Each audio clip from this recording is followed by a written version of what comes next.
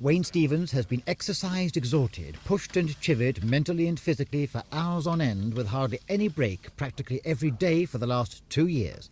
And yet it's done him the most amazing good you could think of. Wayne, brain damaged since birth with cerebral palsy, has been undergoing a program of intensive therapy tailor-made for him by the Institute for the Achievement of Human Potential in America. Now, 7-year-old Wayne, who used to have hardly any power to move his limbs and was mentally subnormal, can talk, do maths, can control many of his movements and has a general knowledge equal to his age group. But the treatment still has to go on day by day.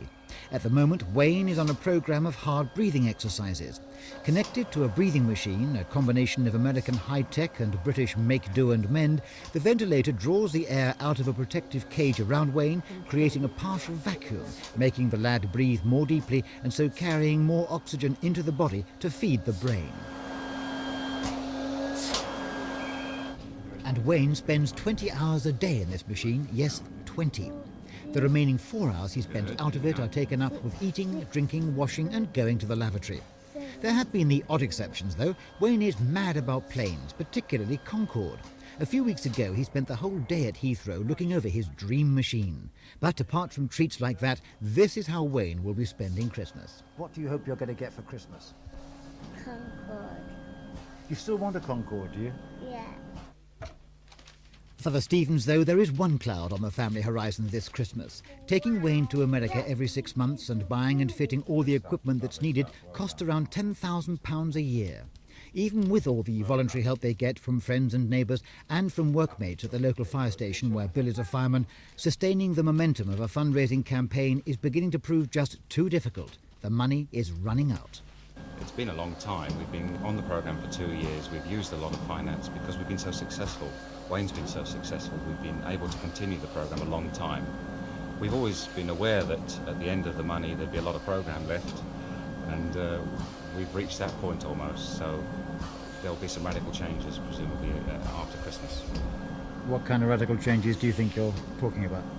Well, the worst that can happen is we'll need to sell the house to continue to finance the programme, which we've always known will be on the cards. We've always been prepared to do, and if it comes to that, of course, we'll do it. But we're a little bit away from that right now, and we're not ready to make that decision quite yet. If it comes, we'll face that. We've always known it can happen, and if it does, then so be it.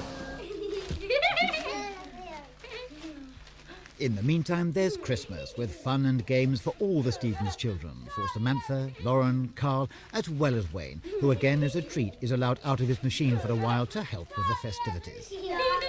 Come on! Next Christmas, maybe...